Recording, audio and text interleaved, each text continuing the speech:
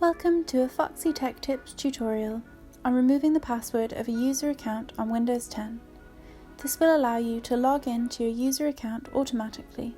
If you find this video helpful, please consider subscribing to my channel and liking the video. Open up the Start menu and type in netPLwiz and hit enter.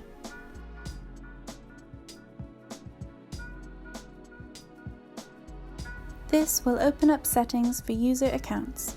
Highlight the user and then uncheck the box called "Users must enter a username and password to use this computer." After that, click on Apply.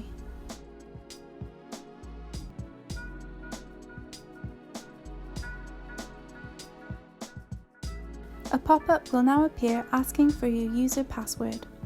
This is what will be entered automatically to log you into your account. Once you've done that, click OK.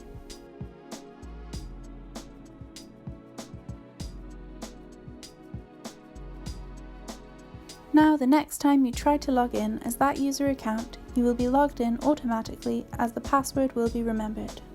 And that draws an end to this tutorial. Please like the video if you found it helpful and subscribe to Foxy Tech Tips for more Windows tips and tricks.